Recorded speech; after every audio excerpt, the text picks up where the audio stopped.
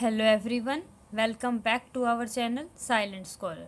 तो जैसे कि आपको पता है, हम पढ़ रहे थे क्लास 12th का केमिकल प्रॉपर्टीज़, जो कि थी हमारे पास हेलो एल्केन और हेलो एरीन्स की, जिसमें हमने सीखनी थी किस तरीके से हम न्यूक्लियोफिलिक सब्स्टिट्यूशन रिएक्शन में स्टीरियोकेमिकल एस्पेक्ट को देखते हैं। दैट मीन्स कि आपके पास जो अटैक है न्यूक्लियोफाइल का, वो SN1 मैकेनिज़्म से हो रहा है या SN2 मैकेनिज़्म से हो रहा है, और उस रिएक्शन को होने से आपके पास जो प्रोडक्ट्स बनते हैं वो किस तरीके से बनते हैं, उसको पढ़ते पढ़ते हमने देखा था कि किस तरीके से ऑप्टिकल एक्टिव कंपाउंड बनता है, क्या कंडीशंस होनी चाहिए ऑप्टिकल एक्टिविटी के लिए। हमने देखा था एनेंशियोमर्स क्या होते हैं।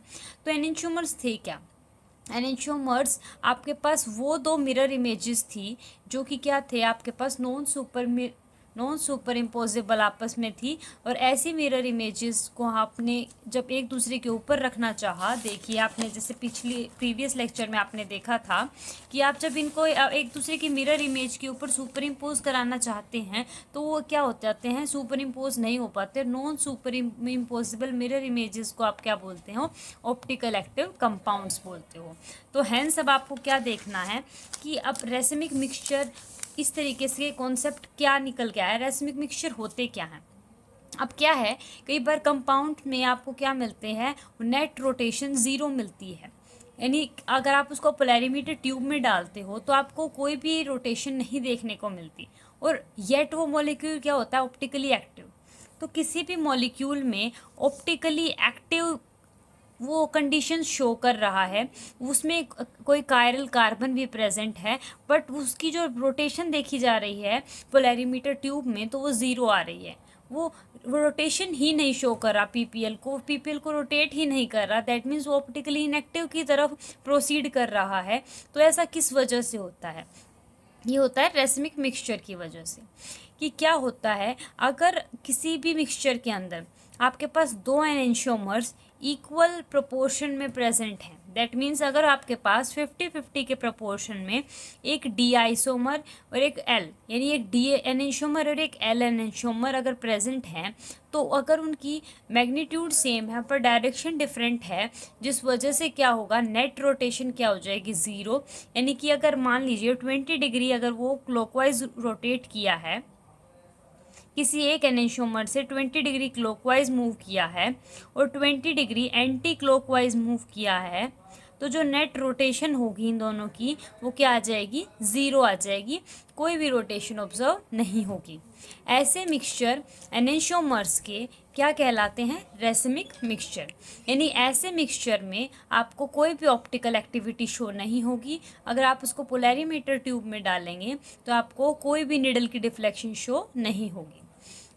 तो यहाँ ज़ीरो ऑप्टिकल रोटेशन का रीज़न क्या है कि दो एनेंशियोमर्स हम आपके पास एग्जिस्ट कर रहे हैं, और वो दो एनेंशियोमर्स की डिफरेंट रोटेशंस हैं इन अपोजिट डायरेक्शंस।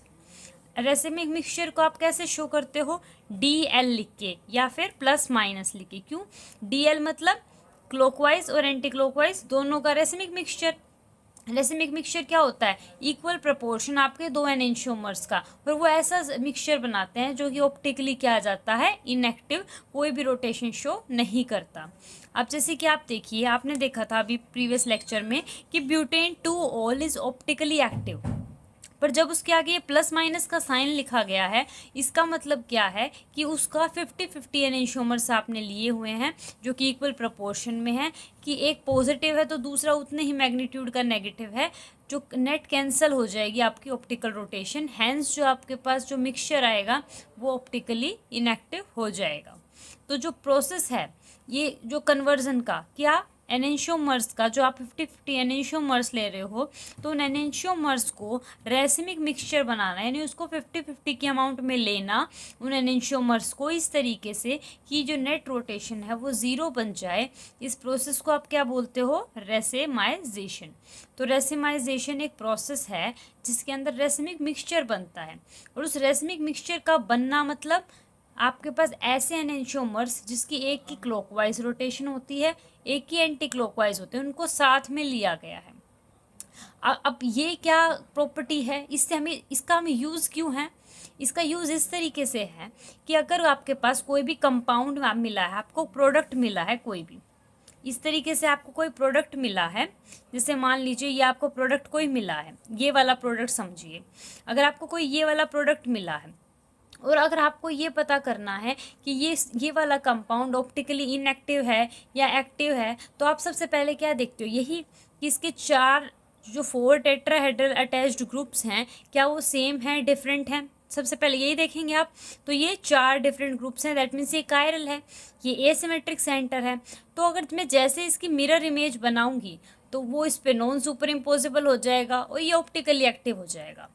पर इसका जस्ट सेम अगर मैं मिरर इमेज लूँ, जैसे कि एक तो मान लीजिए इसका डी आइसोमर मैं लूँगी और एक एल आइसोमर लूँ और दोनों को मैं किसी एक ही टेस्ट ट्यूब में मिला दूँ और फिर पूछूं कि क्या ये ऑप्टिकली एक्टिव होंगे, तो हैं तो दोनों अलग अलग, अपने इंडिविजुअली वो ऑप्टिकली एक्टिव थे, पर उनको मिला देने के बाद सॉल्यूशन ऑप्टिकली इनएक्टिव हो गया। मतलब किसी रिएक्शन में अगर एक मेजर और माइनर प्रोडक्ट्स बन रहे होते हैं, जैसे मान लीजिए डी वाला जो प्रोडक्ट होगा, इसका डी वाला प्रोडक्ट वो क्या होगा, मेजर होगा, या मान लीजिए और एल वाला माइनर है, पर रिएक्शन में तो मिक्सचर में तो दोनों प्रेजेंट हैं, जिस वजह से क्या हो गया, ओवरऑल जो सॉल्यूशन है हमारे पास वो ऑप्टिकली इनएक्टिव हो गया, बशर्ते हमारे पास डी और एल दोनों इंडिविजुअली अपने आप में क्या थे, ऑप्टिकली एक्टिव थे।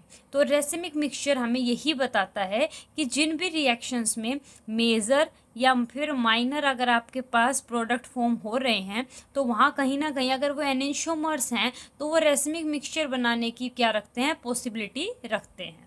ये था आपके पास एक तरीके से इसकी यूटिलिटी थी कि कहाँ पे आप रेसिमिक मिक्सचर चेक कर सकते हो।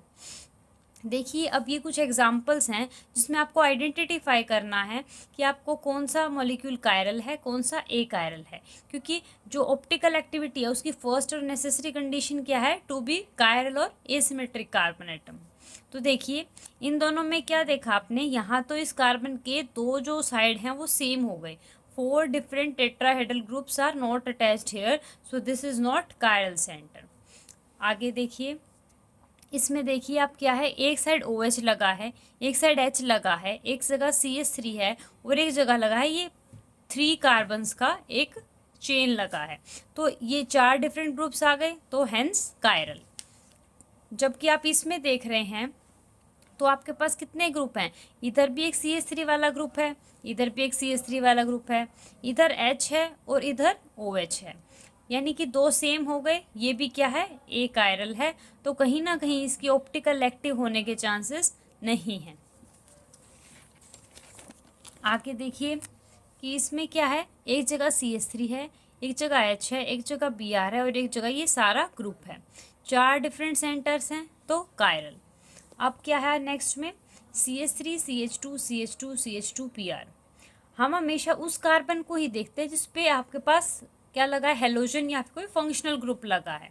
तो हमने क्या देखा, 2 तो हाइड्रोजन है और एक साथ एक जगह ये ग्रुप है और एक जगह Pr है, तो 2 ग्रुप्स जो है सेम हो गए, तो हेंस ए कायरल। अब आपके पास कुछ प्रॉपर्टीज़ आती हैं, रिटेंशन और इन्वर्जन। अब ये कुछ ऐसी प्रॉपर्टीज़ हैं जो कि आपको देखने को मिलती हैं जब भी कोई न्यूक्लियोफाइल, जब भी कोई RX टाइप के सिस्टम में कोई भी न्यूक्लियोफाइल आके अटैक करता है, तो आपने देखा था कि ये 2 मेथड से ये काम हो सकता था। एक तो हो सकता था SN1 मेथड से और एक हो सकता था SN2 से। SN1 में आपका कार्बोकैटायन फॉर्म होता था और ये 2 स्टेप का प्रोसेस था, जबकि SN2 में क्या होता था, 1 स्टेप का प्रोसेस था और जो कि ट्रांजिशन स्टेट के थ्रू प्रोसीड करता था। हम बोलते थे, हमने जो प्रीवियस लेक्चर्स में देखा था तो क्या देखा था कि SN1 जो है, डिफरेंस जब हमने इनके पढ़े थे कि SN1 में क्या होता है, कार्बोकैटायन फॉर्म होता है और ये 2 स्टेप प्रोसेस भी है, और इसमें क्या होता है, कार्बोकैटायन फॉर्म होने के कारण जो आपके पास न्यूक्लियोफाइल है उसकी ऊपर से अटैक एज वेल एज नीचे से अटैक, क्योंकि carbocation is a planar species, तो उस पर अटैक करने की पॉसिबिलिटी बोथ है। तो यहाँ क्या होता है, रिटेंशन विद इन्वर्जन अकर होता है, जबकि SN2 में आपके पास क्या होता है, कंप्लीट इन्वर्जन टेक प्लेस होता है। अब ये जो इन्वर्जन है, रिटेंशन है, ये इस चीज़ को अब हम समझेंगे कि ये है क्या। तो देखिए रिटेंशन प्रोसेस क्या होता है, it is the configuration in which preservation of spatial arrangement of bonds to asymmetric center। That means आपके पास कोई भी रिएक्शन हुई, रिएक्शन होने के बाद प्रोडक्ट बना, तो जो प्रोडक्ट में जो एसिमेट्रिक सेंटर है उसकी जो स्पेशल अरेंजमेंट है, उसके चारों तरफ जो आपके पास बॉन्ड्स उसने बना रखे हैं, उसमें अगर पहले एच आपके पास अबो द प्लेन आ रहा था तो अब भी अबो द प्लेन ही आ रहा है, यानी जो बॉन्ड टूटा उसके अलावा जो न्यूक्लियोफाइल जुड़ा वो भी उसी बॉन्ड से, उसी स्पेशल अरेंजमेंट से या उसी साइड से आके जुड़ गया, जिस वजह से आपके पास प्रोडक्ट की स्टीरियो केमिस्ट्री या स्पेस में जो उसकी ओरिएंटेशन है वो नहीं बदली, जिस वजह से उसमें क्या रह गया, रिटेंशन। हैंस हम क्या बोल सकते हैं कि रिटेंशन हमारे पास एक प्रॉपर्टी है जो कि SN1 में आपको देखने को मिलती है, क्योंकि आपके पास कार्बोकैटायन एक प्लेनर टाइप का स्पीशीज है। आगे देखिए, if during reaction no bond to stereo centre is broken, कि अगर कोई भी स्टीरियो सेंटर मतलब एसिमेट्रिक कार्बन, अगर एसिमेट्रिक कार्बन जिस बॉन्ड के साथ आपके पास, जैसे मान लीजिए यहाँ RX जिस बॉन्ड से जुड़ा है, अगर उसी बॉन्ड से जाके न्यूक्लियोफाइल जुड़ जाए और कोई भी इस कार्बन से जुड़े बाकी 3 ग्रुप्स में की स्टीरियो केमिस्ट्री, यानी जो वेज पे है वो वेज पे ही रहेगा, जो डैश पे है जो वो डैश पे ही रहे, तो ऐसी टाइप की स्टीरियो केमिस्ट्री अगर नहीं बदल रही है तो उस प्रोसेस को बोलते हैं रिटेंशन इन कॉन्फिगरेशंस। अब जो वेज होता है, एक टाइप की स्टीरियो केमिस्ट्री को दिखाने का तरीका ये होता है, एक होता है डैश। ये इस वेज का मतलब होता है कि इस तरीके से आप लोगों की तरफ आ रहा है, टुवर्ड्स द ऑब्जर्वर आ रहा है, और ये डैश का मतलब होता है इस बिलो द प्लेन, अगर ये कोई पॉइंट है तो इससे पीछे की तरफ जो जा रहा है वो, और एक आगे की तरफ आ रहा है वो वेज, पीछे की तरफ जाने वाला डैश, आगे की तरफ आने वाला वेज, और बाकी जो 2 बॉन्ड होंगे वो प्लेन में होंगे। इस प्लेन ऑफ पेपर पे हम उसको शो कर सकते हैं। अब क्या है, ये एग्जाम्पल आप देखिए कि कोई ये रिएक्टेंट था, मतलब ये कोई हाइड्रोक्सी ग्रुप लगा हुआ था, जैसे ही हमने उसमें HCl और डाल के हीट किया तो ये OH और H रिमूव हो गए, यानी कि अब क्या हुआ है कि ये जो OH है उसके लोन पेयर्स ने इस पर अटैक किया, ये OH2 बना और ऑक्सीजन पे पॉजिटिव चार्ज आया, तो जैसे ही ये OH2 यहाँ से गया तो यहाँ पॉजिटिव चार्ज आ गया, जिसकी वजह से कार्बोकैटायन फॉर्मेशन हो गया। तो अब जब Cl नेगेटिव अटैक करेगा तो ये Cl नेगेटिव इसकी स्टीरियो केमिस्ट्री को नहीं बदलेगा, जो वेज पे है वो वेज पे ही रहा, जो डैश पे है वो डैश पे ही रहा, जिस वजह से हमें कुछ इस टाइप का प्रोडक्ट देखने को मिला जिसमें स्टीरियो केमिस्ट्री नहीं बदली। तो ये जो हमारे पास एसिमेट्रिक सेंटर के चारों तरफ जो स्टीरियो केमिस्ट्री का ना बदलना है रिएक्टेंट से प्रोडक्ट जाते टाइम, और आपके पास क्या हो गया, OH को हटा के क्या लग गया है, Cl, ऐसी प्रोसेस को हमने क्या बोला है, रिटेंशन। और मैंने आपको बताया था SN1 में क्या बनता है, कार्बोकैटायन, और मैंने आपको बताया कि जैसे ही OH2 बनेगा यहाँ पॉजिटिव चार्ज आ जाएगा जिस पे Cl- अटैक करेगा। हैंस हमारे पास क्या बोला जा सकता है कि जहाँ कार्बोकैटायन एक प्लेनर स्पीशीज बनती है वहाँ कहीं ना कहीं रिटेंशन आने की पॉसिबिलिटी ज़्यादा होती है। पर हमने बोला SN1 में रिटेंशन विद इन्वर्जन है, क्यों, क्योंकि अगर आपके पास वो ऊपर से अटैक कर रहा है तो आपके पास कोई भी स्टीरियोकेमिस्ट्री में चेंज नहीं है, बट अगर 90% ये चांसेस हैं तो 10% ये भी तो है कि वो नीचे से भी आके अटैक कर सकता है, तो कहीं ना कहीं कुछ लिटिल अमाउंट में इन्वर्जन भी टेक प्लेस होता है, जिस वजह से हम SN1 में बोलते हैं कि वहाँ retention with inversion take place हो रहा है। आगे देखिए, आपने ये बताया है, यहाँ नोट लिखा है कि जो कॉन्फ़िगरेशन है at symmetric centre in reactant and product is same but sign of optical rotation has change the product. अब देखिए, आपने क्या देखा कि स्टीरियो केमिस्ट्री दोनों में सेम है, यहाँ भी H डैश वेज पे है, यहाँ भी वेज पे है, CH2 डैश पे है, CH2 डैश पे है, ये बॉन्ड एज इट इज़ लगा हुआ है, ये बॉन्ड एज इट इज़, और CH2 के साथ Cl लग गया है। पर आपने एक डिफरेंस नोट किया हो तो यहाँ ये रोटेशन पॉजिटिव है और यहाँ नेगेटिव है, तो रिटेंशन में सब कुछ सेम रहता है, प्रोडक्ट की और जो हमारे पास रिएक्टेंट है उसकी कॉन्फ़िगरेशन में बस बदल क्या जाता है कि जो रोटेशन होती है वो बदल जाते हैं, क्योंकि अब आपके पास क्लोरीन यहाँ अटैच है, यहाँ पे OH था, तो कहीं ना कहीं प्रोडक्ट्स के बदल जाने के कारण उनकी हर एक डिफरेंट आपके पास एटम की अलग अलग टेंडेंसी होती है कि वो PPL लाइट को कितना रोटेट करता है। तो अगर हम साइन देखें ऑप्टिकल एक्टिविटी का तो वो दोनों का अलग अलग होगा। ठीक है। This is so because two different compound with same configuration at asymmetric centre may have different optical activity. क्योंकि ये किस वजह से हुआ है कि यहाँ जो रिएक्टेंट में जो सब्सटेंस है उसकी ऑप्टिकल एक्टिविटी अलग है और प्रोडक्ट में अलग है। बेशक से ये दोनों में रिटेंशन है, कॉन्फ़िगरेशन सेम रही है, पर जो ग्रुप अटैच है, पहले OH था अब Cl है, जिस वजह से आपके पास जो ऑप्टिकल एक्टिविटी है उसकी रोटेशन भी क्या कर गई है, डिफर कर गई है। अब देखिए हमारा नेक्स्ट कॉन्सेप्ट है इन्वर्जन, जिसको हमने कब देखना है, हमने SN2 पढ़ा, जब देखा था हमने क्या कि RX है, न्यूक्लियोफाइल को अगर अटैक करना है तो वो बैक साइड से आके अटैक करेगा और एक पॉइंट पे आपके पास 5 बॉन्ड्स फॉर्म हो जाएंगे और कार्बन 5 बॉन्ड नहीं बना सकता, जिस वजह से ये बॉन्ड वीक होगा और ये लिविंग ग्रुप की तरह एक्ट करेगा और बाहर निकल जाएगा और R और न्यूक्लियोफाइल का बॉन्ड बन जाएगा। जब हमने SN2 मैकेनिज्म को पढ़ा तो हमने क्या बोला था कि ये न्यूक्लियोफाइल बैक साइड से अटैक करता है, जिस वजह से स्टीरियोकेमिस्ट्री में बदलाव आ जाता है, उसी प्रोसेस को हम इन्वर्जन बोलते हैं।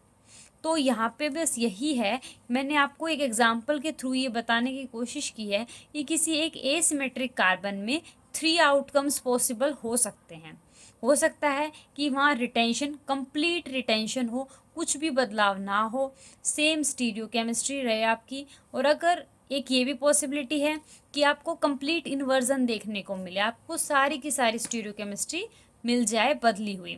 और ये भी हो सकता है रिटेंशन विद इन्वर्जन भी आपको मिले, A+B प्रोडक्ट भी आपको मिले, जो कि आपको किस में मिलता है, SN1 में, और कंप्लीट इन्वर्जन किस में मिलता है आपको, SN2 में। आइडली रिटेंशन कभी पॉसिबल नहीं हो सकती, इसीलिए हम मानते हैं कहीं ना कहीं जहाँ भी प्रोडक्ट में मेजर और माइनर फॉर्म होते हैं वहाँ रिटेंशन विद इन्वर्जन जरूर टेक प्लेस होता है। तो आप अब देखिए, जैसे ये एक एसिमेट्रिक सेंटर है, एक जगह C2H5 लगा है, एक जगह H लगा है, CH3 लगा है, X लगा है। तो जैसे ही मैं इसमें Y कोई ग्रुप डाल रही हूँ, ये न्यूक्लियोफाइल है, तो ये आके इसको डिस्प्लेस करेगा, X आ जाएगा। तो अब देखिए यहाँ अगर Y लग गया है, Y यहाँ पे जुड़ना चाहता है, तो देखिए इसने स्टीरियो केमिस्ट्री को चेंज कर दिया। पहले ये ग्रुप इस तरीके से लगे हुए थे, अब ये यहाँ आ गया है, तो कहीं ना कहीं स्टीरियो केमिस्ट्री को इसने बिल्कुल क्या कर दिया, रिवर्स कर दिया है।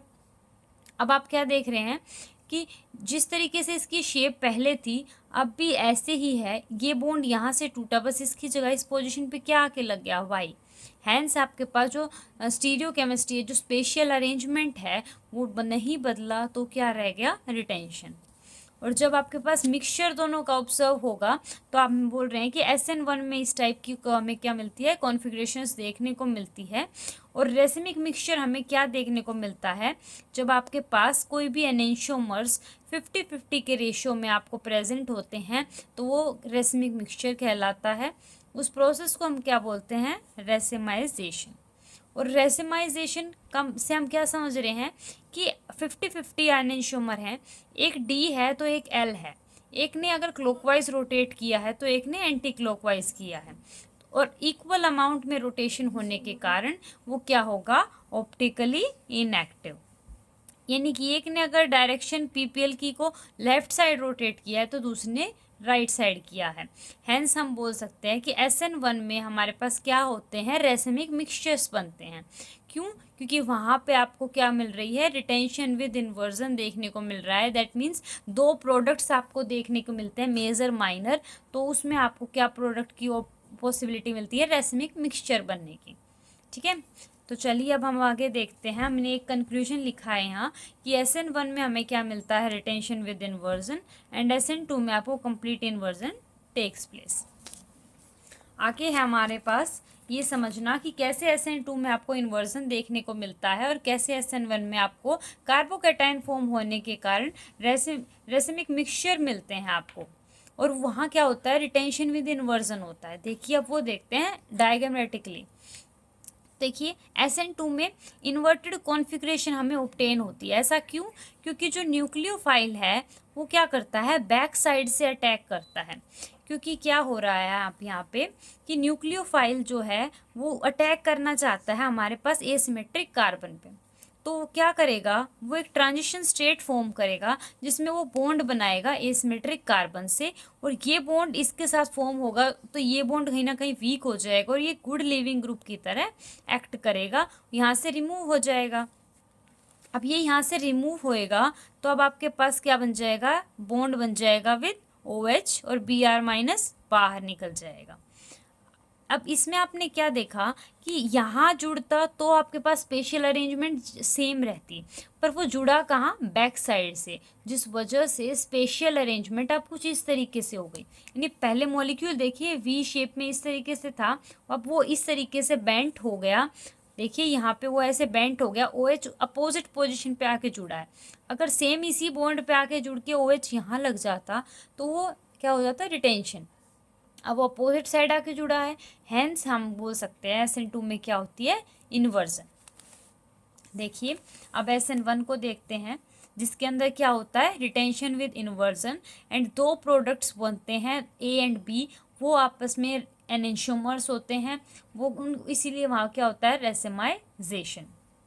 अब ये कैसे हो रहा है कि देखिए यहाँ एक ये जो कार्बोकेटाइन फॉर्मेशन होता है ये आपके पास स्लो स्टेप होता है और RDS होता है। ऐसा क्यों, जब ये Br यहाँ से निकलता है तो ये अपने आप में एक स्टेबल स्टेट थी, स्टेबल स्टेट से किसी अनस्टेबल इंटरमीडिएट स्टेट तक जाना है तो वो उसमें हमें काफ़ी एनर्जी लगेगी, इसीलिए कैसा स्टेप होगा, slow step, and slow step is always what, rate determining step. तो यहाँ पॉजिटिव चार्ज आ जाएगा। अब ये पॉजिटिव चार्ज कुछ इस तरीके से हमें देखने को मिलता है, यानी कि इसके ऑर्बिटल्स खाली होते हैं और इन ऑर्बिटल्स में OH- यहाँ से भी अटैक कर सकता है और यहाँ से भी, डिपेंडिंग अपॉन कि वहाँ अटैक कहाँ से हुआ है। दो टाइप के आपको प्रोडक्ट्स मिलेंगे, एक आपको रिटेंशन वाला प्रोडक्ट मिलेगा जिसमें सेम OH उसी पोजीशन से जाके लग जाएगा, उसका कुछ इस टाइप का रोटेशन आया। दूसरा इन्वर्टेड पोजीशन वाला, उसकी रोटेशन कुछ इस तरीके से आई।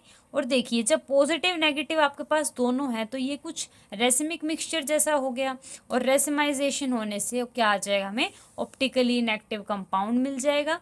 हैंस हमें SN1 में क्या मिल रहा है, रेसिमिक मिक्सचर ऑब्टेन हो रहा है। आगे देखते हैं। अब देखिए आगे हमें पढ़ना है। अब यहाँ तो हमने समझ लिया कि किस तरीके से आपके पास न्यूक्लियोफिलिक सब्स्टिट्यूशन रिएक्शन में SN1 और SN2 के थ्रू आपके पास रिएक्शंस हो रही हैं। Nucleophilic substitution reaction RX plus nucleophile में जस्ट अटैक होके यहाँ न्यूक्लियोफाइल का लगना था, जो हमने सीखा SN1 से SN2 से। SN1 में आपके पास क्या होता है, कोई भी कार्बोकेटाइन फॉर्म होता है, 2 स्टेप प्रोसेस होता है, पोलर सॉल्वेंट आप ले रहे होते हो, और यहाँ पे कार्बोकेटाइन की स्टेबिलिटी, जितना कार्बोकेटाइन स्टेबल उतनी ज़्यादा रिएक्टिविटी आपके पास रिएक्शन की हो जाती है। SN1 में क्या होता है, सिर्फ रेट डिपेंड करता है, 1 है तो आप हमेशा याद रखिए सिर्फ किस पे डिपेंड करेगा, रिएक्टेंट पे डिपेंड करेगा। SN2 में रेट आपके पास रिएक्टेंट पे भी और न्यूक्लियोफाइल दोनों पे डिपेंड करेगा। अब आती है आपके पास एलिमिनेशन रिएक्शन, जो कि हेलो एल्केन हेलो एरीन्स का आपके पास केमिकल प्रॉपर्टीज़ का सेकंड पार्ट है। तो जो एलिमिनेशन रिएक्शन है, इनको पढ़ने के लिए आपको न्यूक्लियोफिलिक सब्स्टिट्यूशन रिएक्शन को साथ साथ कंपेयर करके चलना होगा। कैसे, यहाँ जो न्यूक्लियोफाइल है उसी न्यूक्लियोफाइल का यूज़ यहाँ भी करना है, एलिमिनेशन रिएक्शन में भी न्यूक्लियोफाइल ही यूज़ होंगे, पर यहाँ क्या होगा, आपके पास एल्कीन फॉर्मेशन होगी। ये न्यूक्लियोफाइल अटैक तो करेगा पर ये इस कार्बन सेंटर पे अटैक ना करके हाइड्रोजन पे अटैक करेगा, जो कि एसिडिक होगा। उस एसिडिक एच को निकाल के इस एक्स का रिमूवल करेगा, जिस वजह से एल्कीन का फॉर्मेशन होगा। अब उस प्रोसेस को समझने के लिए सबसे पहले आपको अल्फा बीटा पोजीशंस पता होनी चाहिए, तभी हम उस पर प्रोसीड करेंगे।